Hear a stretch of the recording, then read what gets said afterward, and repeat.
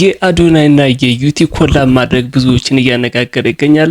በሀገር ውስጥም ከሀገር ውጭም Best collaboration of the year Adonai and Utinas። አንድ ነገር አለች የማትገመት ሰው ሁን የሚባለው አሁን ነው። የማትገመቱ ሁኑ ማለት እንዲህ ነው። የማትገመቱ ሰው ሁኑ በህይወታችሁ የማትገመቱ ሁኑ።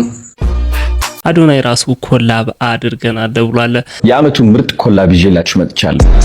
እኔ እጅግ በጣም ደስ ብሎኛል። ብዙዎችን ያስገረመው ለምን እንደው ታውቃላችሁ? በቲክቶክ አዋርድ 25 ሽልማት ላይ እንግዲህ በተለይ የሁለቶቹ ደጋፊዎች እርስ በርሳቸው ያልሆነ ነገር ሲባባሉ ነበር። ምንም እንኳን ከሁለቱም ከዩቲም ከአዶናይ በኩል የሆነ ከነሱ በኩል ከራሳቸው የሆነ የሰማውት ነገር ባይኖርም ለማንኛውም በዚህ ዙሪያ በርከት ያለ ቪዲዮ ወደ እናንተ ይዤላችሁ ተመልሻለሁኝ። ለቻናሉ አዲስ ከሆናችሁ ደግሞ ሰብስክራይብ ማድረግ እንዳይረሳ፣ ቪዲዮውን ደግሞ ላይክ እያደረጋችሁ ጀምሩት። ቀጥታ ወደ ቪዲዮአችን። ሰላም፣ አዶናይ ይባላለሁ። የአመቱ ምርጥ ኮላብ ይዤላችሁ መጥቻለሁ። ከዜሮ ተነስታ በጥንካሬዋ እዚህ ደረጃ የደረሰች ጀግና ሴት ነች። ቲክቶክን በመጠቀም ህይወቷን ቀይረዋለች። እኔም በጣም ደስ ብሎኛል እንግዲህ ኮላብ በማድረጋቸው። ዩቲንም ለረጅም ጊዜ ቲክቶክ ላይ እናውቃታለን። አዶናይንም ከካናዳ ጀምሮ በርካቶቻችን የምናውቀው ነው። የሰዎችን ኮሜንት እስኪ የተወሰነ ላስደምጣችሁ። ማትገመቱ ሁኑ። ቶፕ ክሬቲቭ አዋርድ 25 ላይ ቃውጢ ነበረ። ሁለት ግሩፕ ተፈጥሮ እና በመጨረሻ የቲክቶክ ንጉሱ አዶናይ ከንግስቷ ተገናኝቷል። እጅግ በጣም ደስ ብሎኛል። ትክክለኛ ሰው ከትክክለኛ ሰው ተገናኝቷል። ማለትም ቲክቶክ ማለት በቃ ቲክ ከቶክ ጋር አሁን ነው የተገናኘ። በጣም ደስ ብሎኛል። እግዚአብሔርን እንግዲህ ሁላችን እንደምናውቃት ዩቲ ማለት የሶሻል ሚዲያ ጠንካራዋ ሴት ናት። መቼም ዩቲ መሰራቸው አጫጭር ፊልሞች ወይም ደግሞ የምትሰራቸው ማስታወቂያዎች እግዚአብሔርን በጣም ደስ የምትል ልጅ ናትና አሁን ደግሞ የአዶናይ መግለጽ አያስፈልግም። አዶናይ እንግዲህ ሁላችን እንደምናውቀው ስለሆነ ብቻ ግን በቃ ትክክለኛ ሰው ከትክክለኛ ሰው ኮላብ ያደረገ አሁን ነው ብዬ አስባለሁ ማለት ነው። የማትገመቱ ሁኑ ማለት እንዲህ ነው። ሁለት የምንወዳቸው ቲክቶከሮች ዩቲናስ እና አዶናይ ኮላብ አድርገዋል። በጣም ነው ደስ ያለኝ። ይመቻችሁ፣ ትችላላችሁ። በጣም ብዙ ነገር እንጠብቃለን። የማትገመቱ የሚባለው እንደዚህ ነው። ውድድር፣ ፉክክር፣ ጥላቻ ሰው ሲጠብቅ እንደዚህ በማትጠበቅበት መንገድ ሰውን ሰርፕራይዝ አድርግ። አዶናይ ይመች። እንዲህ አይነት ልብ በስራ ብቻ ሳይሆን ከላይ ሲሰጥ ነው። እንግዲህ ኮሜንት ላይ ቪዲዮ እንደሰማችሁት ቤስት ኮላብ ኦፍ ዘ ይር የማትገመት ሰው የሚል ነው። እንግዲህ ብዙዎቻችን በህይወታችን ትምህርት እንወስዳለን የሚል ግምት አለኝ። በጣም ነው አንድ ነገር አስታወሰኝ። ዛሬ አንድ አመት አካባቢ ወደ ኋላ ሄጄ እንዳስብ አደረገኝና በሰዓቱ የነበረው ግርግርና ውካታ በዚህም ወገን በዛም ወገን የነበረው በቃ በእርግጥ ድባቡ እውነት ለመናገር ፉክክሩ በጣም ደስ ይል ነበርና ግን ሁሉም ፉክክር ጤናማ መሆን እንዳለበት ነው ያስተማረኝ። ለምን ቢባል እነኚህ ሰዎች ዞሮ ይገናኛሉ፣ በስራ ይገናኛሉና ሁሉም ፉክክሮች ከዚህ በኋላ ያሉ ፉክክሮች በጣም በቃ ጤናማ መሆን እንዳለባቸው የተማርኩበት ነው። እውነት ለመናገር ሁላችንም ከዚህ ሁኔታ መማር አለብን። ሁሉም ነገር በጥላቻ አይደለም መሆን ያለበት። ሁሉም ነገር በኔጌቲቭ ኤነርጂ አይደለም መሆን ያለበት። በጣም ጤናማ በሆነ መንገድ ድጋፍ መግለጽ እንደሚቻልና የምንወደውን ሰው መደገፍ እንደምንችል ማወቅ አለብን። ለምን አንድ ቀን እንደዚህ አይነት ኮላብ ልታይ ትችላለህ ያንዳንድሽ ማለት ነው። እንደዚህ አይነት ነገር ልታይ ትችላለህና እውነት ለመናገር ጥሩ ስራ ይዘው እንደሚመጡ ተስፋ አደርጋለሁ። ከዚህ ቪዲዮ ምን ተረዳችሁ? አሁን ምን ተረዳችሁ? እስቲ በቃ ማትገመቱ ሰው ነው በህይወታችሁ። የምሬን ነው የምላችሁ። ይኸውላችሁ አታስታውሳላችሁ አምና የነበረው እንትን ወጣ ገባ ማለት ነው በዩቲናስ እና በአዶናይ በምርጫው ሰዓትና በነበረው ሰዓት ነበር ህዝቡ ሲንተስል ነበር። ያጎራ ይዞ በጣም ሲፋለጥ ነበር አይደል? ማይገመቱ ሰው ነው ተገኘ። ፍቅር ያሸንፋል ባይዘው የሆነስ ያበደ በቃ ማትገመት ሰው ስትሆን እንዲህ ምርጥ ኮላብ ይዘህ ትመጣለህ ማለት ነው። ሶሻል ሚዲያ ላይ እስካለ ድረስ ሶሻል ሚዲያ ለሁላችን ይበቃል። የምሬን ነው የምላችሁ። እነሱን አራያይታችሁ ብዙዎቻችሁ በቃ ውስጣችሁ የሆነ ነገር የሆነ ሰዎች እርስ በራስ ያበደ።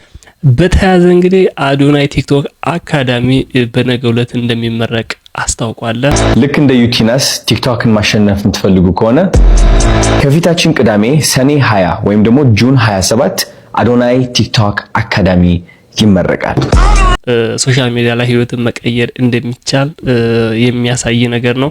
እሱ ኢትዮጵያ በተለይ ከመጣ በኋላ ቲክቶኩን በከፍተኛ ሁኔታ ቀይሮታል። ቲክቶክ ላይ ሪቮሉሽን ያስነሳ ቲክቶከር ነው ማለት ትችላላችሁ። እዚህ ደረጃ ላይ ሲደርስ ግን ነገሮች አልጋ በአልጋ ቀላል እንዳልነበሩ ላስደምጣችሁ ከአዶናይ። እዚህ ፏ ለማለት ተለፍቶበታል። ብራዘር አስመስለን ወይ ዋሽተን ወይ ሰርቀን አይደለም ያመጣነው፣ ተለፍቶበታል። ያው እንግዲህ እንደሰማችሁት ከእያንዳንዱ ስኬት ጀርባ ብዙ ድካም እንዳለ ነው የሚያሳየው። በባለፈው አመት ብቻ 4 ሽልማቶችን አይደል ያሸነፈው 2025 ላይ ቲክቶክ አዋርድ ላይ። ያው ምስሉ ላይ እንደምትመለከቱት ያስተላለፈው ድምጽ የድካም ውጤት ነው። በተያያዘ እንግዲህ አዶናይ ተመራቂ ተማሪዎችን ሰርፕራይዝ አድርጓቸዋል። ካልተሳሳትኩኝ አዲስ አበባ ዩኒቨርሲቲ ይመስለኛል። ልምዱን ኤክስፔሪየንሱንም ሼር አድርጓቸዋል። የሀገሬ ልጆች እንዴት ናችሁ? ደህና ናችሁ ወይ? ከመጣሁ አይቀር ትንሽ ምክር መስጠት እፈልጋለሁ። ያው 26 ዓመቴ ነው እኔ። ከአንድ ዓመት ከምናምን በፊት ነው ወደ ኢትዮጵያ የመጣሁት። ካናዳ ነበርኩኝ ከዛ በፊት። ህይወቴን ብታዩት የነበርኩበት ሁኔታ እንዴት ራሴን እጠላ እንደነበር፣ እንዴት ህይወት እንደከበደችኝ፣ እንዴት ተስፋ እንደቆረጥኩኝ ልንገራችሁ። ብዙዎቻችን ውጭ ሀገር ስንሄድ ነገሮች የሚቀየሩ ነው የሚመስለን። የችግሮቻችን መፍትሄ ውጭ ሀገር ነው ብለን ነው የምናስበው።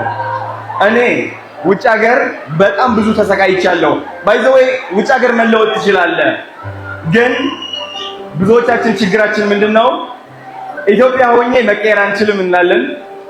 ግን ደግሞ ወደ ካናዳ ስንገባ፣ ወደ አሜሪካ ስንገባ ያ የጠበቅነው በራስ መተማመን አይመጣም።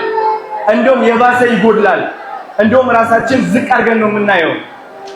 ካናዳ ስገባ የጠበቅኩት ምንድን ነበር?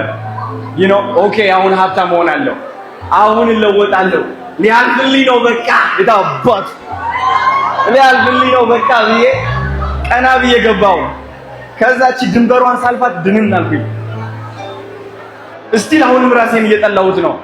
እስቲል አሁን በራሴ ማለት ተማመንም ምንም ሸልተር ገብቼ which is ማቆያ ይባላል። ቤት ከሌለ ሸልተር ውስጥ ነው የምትቆየው። ወደ ሸልተር ገባው። 2 ዓመት ሙሉ ከሰዎች ጋር ዶርም ሼር አደረግ ነበረ which is እንደ ዩኒቨርሲቲ የሚመስለው ያ የጠበቁት ካናዳ ተቃራኒ ሆኖ አገኘሁት። ጋይስ ልንገራችሁ፣ ራሴ እንደምጠላ ያስተዋልኩባት ቀን፣ ከሰው በታች ነኝ ብዬ ያመንኩባት ቀን፣ ተስፋ የቆረጥኩባት ቀን ነበረች። ግን ደግሞ የድሮ አዶናይ ተስፋ ሲቆርጥ አዲሱ አዶናይ ተስፋ አገኘ። የታባቱ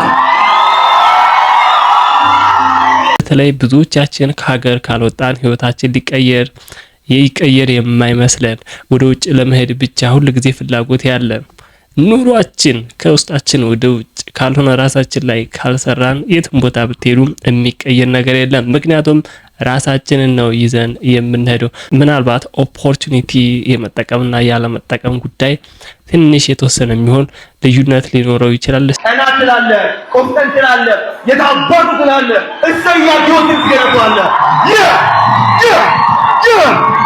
ሌትስ ጎ። እንግዲህ አዲስ ተመራቂዎች ናችሁ።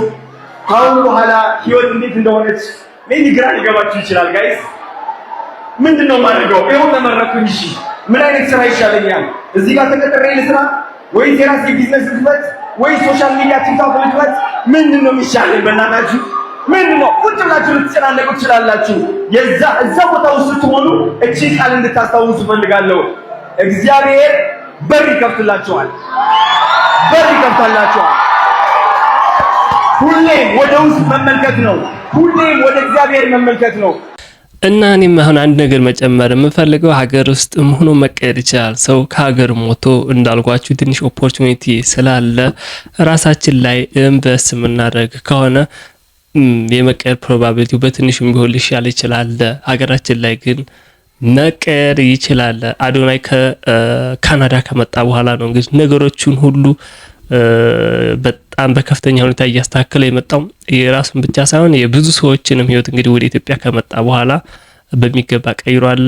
እዛ ካናዳ በነበረበት ሰዓት ራሱ ላይ በሚገባ ኢንቨስት አድርጓል። ያ ኢንቨስት ያደረገው ነገር ደግሞ የራሱን ህይወት ብቻ ሳይሆን በዙሪያው ያሉትን ሰዎችንም ቀይሯል። በሌላ ቪዲዮ ጆን ዳንኤል ከቤተሰቦቹ ጋር ተገናኝቷል። ቤተሰቦቹ ከውጭ መጥተዋል። እንግዲህ ለረጅም ጊዜ ሳንገናኝ ቆይተናል ሲል ነበር። እስኪ የተወሰነ ቪዲዮ ላስደምጣችሁና የመዝናኛውን የመሰንቆውን ደግሞ ላስደምጣ። የእናትና አባት ናፍቆት ከእናትና ከአባቱ ጋር ተራርቆ የቆየ ሰው ያውቋል።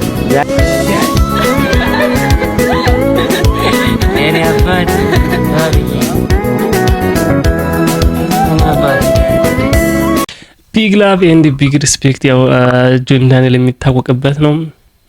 እናቱን እንግዲህ እያሞገሳት ነው። ቢግ ላቭ እና ቢግ ሪስፔክት እያለ አስትዬ አስቱካ አስቱካ አስቱነት አስትዬ አስትዬ የኔናት ቢግ ላቭ ኤንድ ቢግ ሪስፔክት አቤት ቢግ ላቭ ኤንድ ቢግ ሪስፔክት ቢግ ላቭ ኤንድ ቢግ ሪስፔክት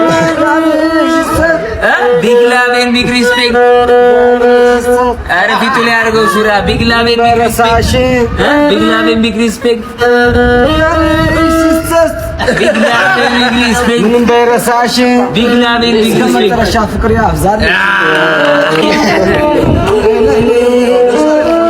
በጣም ቆንጆ ነሽ፣ በጣም ታምሪያለሽ።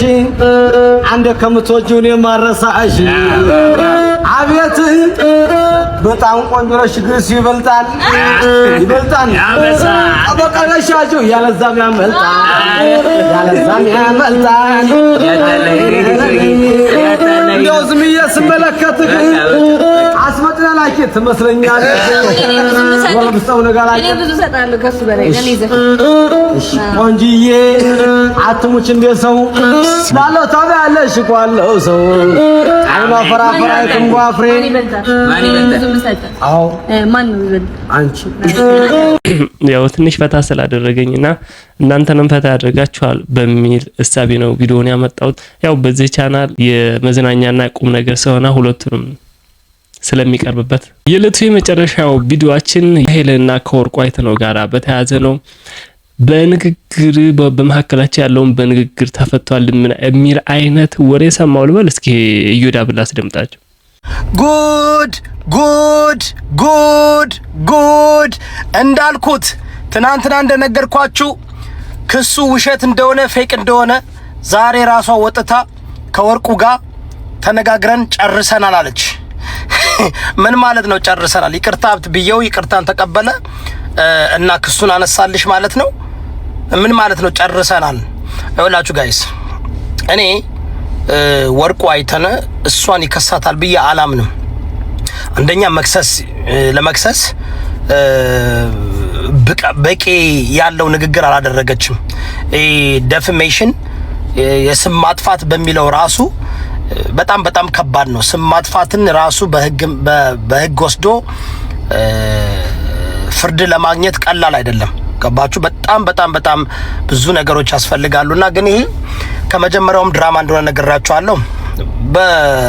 በህግ የተያዘ ጉዳይ በሶሻል ሚዲያ እየመጣ ኤቭሪዴይ እየተመጣ የሚወራ የሚለቀስ እንደገና ዛቻም ታደርጋለች። ተመልሳ እንዴት ትላለች? አንዴ ትግሬ ውስጥ ትገባለች፣ ከዛ ኦሮሞ ውስጥ ትገባለች፣ ወደ ብሔር ትወስደዋለች፣ ወደ አምን ሄለን ሳይኮሎጂ የተጫወተች የራሷን ፕሮግራም እንደቀጠለች ነው። ሁላችሁም ተሸውዳችኋል። የሚገርመው ነገር ግን እዚህ ትልቅ ትምህርት ምንድነው? የኢትዮጵያ ህዝብ ያየውን ነገር የሰማውን ነገር አያምንም። ያላየውን ነገር ያልሰማውን ነገር ያምናል። ምንም አይነት መረጃ የክስ ወረቀት አላያችሁ። አት ኤንድ ኦፍ ዘ ዴይ ግን እንዳልኳችሁ ነገራችሁ ነበር። ውሸት ነው፣ ፌክ ነው። በነገራችሁ ላይ ሴጋውና ሄለን ላለፈው 20 ዓመት አንዴ ሲጣሉ ከ3 ወር በፊት ቤቷ ገብቶ ቁጭ ብለው ይቅርታ እየተባባሉ ጨዋታ ሲጫወቱ ነበር። ይሄ ፕሮግራማቸው ነው። ለምን በቃ በቆረጣ ገብታ ዱባይ ያለውን ኬስ በደንብ አድርጋ ገንዘብ እየሰራች ነው፣ ጊፍታውን እያገኘች ነው።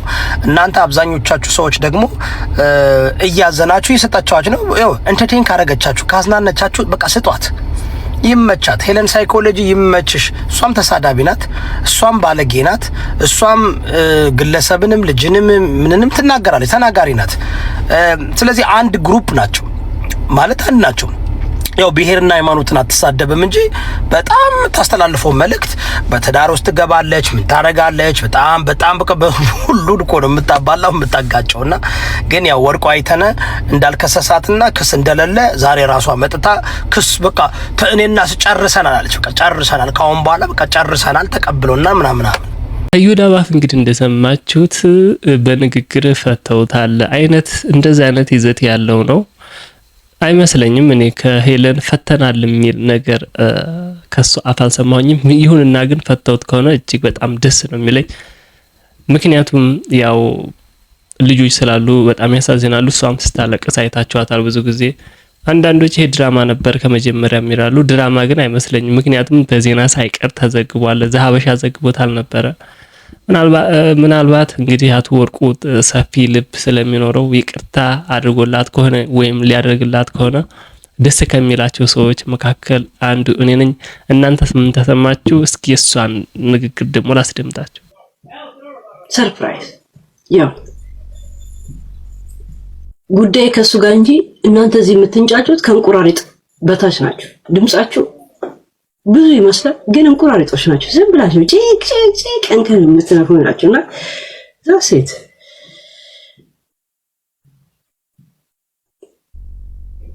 ሀብቱ ብቻ ሳይሆን ልቡ ትልቅ ሰው እጅ ላይ ነው ያለሁት። እንኳንም የእናንተ አይነት እንደነ የሆነ አይነት እጅ ላይ ያለው እንኳ አለበለዚያ እንደዚህ ነበር የምታደርጉት። ልተኩሰው ነው ብራው ያላችሁ ሪሞታችሁ እንደዚህ ነበር የምታደርጉት። ቡም ነው። ለማንኛውም ባቀረብኳቸው ቪዲዮዎች ላይ ሀሳብ አስተያየታችሁን የተሰማችሁን ነገር ኮሜንት ላይ መጻፍ እንዳይረሳ። በሌላ ቪዲዮ እስከምንገናኝ እጅግ አድርጌ ነው የምወዳችሁ። ቻው።